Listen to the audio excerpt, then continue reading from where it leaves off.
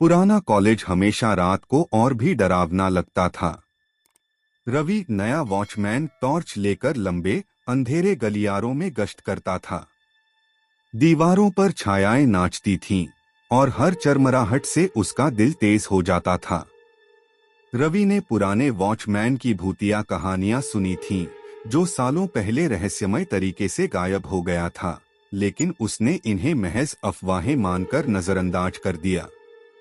फिर भी शांत वातावरण और गलियारों में सरसराती ठंडी हवा उसे बेचैन कर देती थी। एक रात गश्त करते समय रवि ने हल्की फुसफुसाहट सुनी। उसने पीछे मुड़कर देखा, लेकिन वहां कोई नहीं था। फुसफुसाहट तेज हो गई, खाली गलियारों में गूंजने लगी।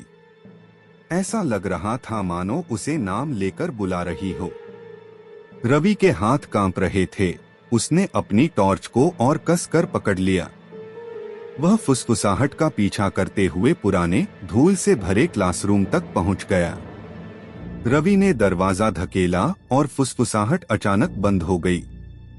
कमरा पुरानी डेस्क और कुर्सियों से भरा हुआ था, जिन पर मोटी धूल जमी हुई थी। जैसे ही वह अंदर गया, तापमान गिर गया और उसकी सांसें ठंडी हवा में दिखाई देने लगी।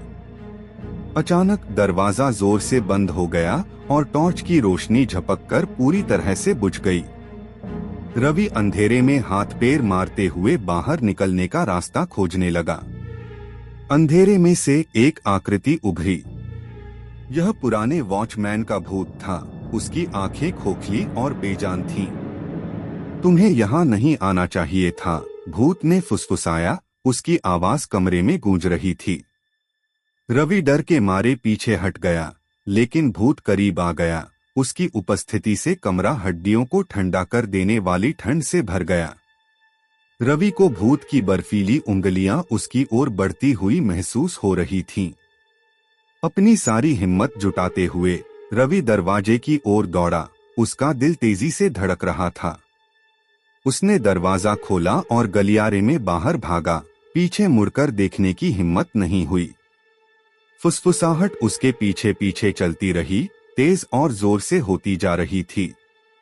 वह इमारत से बाहर निकलकर कैंपस के सुरक्षित मैदानों में आ गया, हांफता हुआ। फुसफुसाहट आखिरकार बंद हो गई, लेकिन रवि जानता था कि वह भूतिया मुठभेड़ को कभी नहीं भूल पाएगा।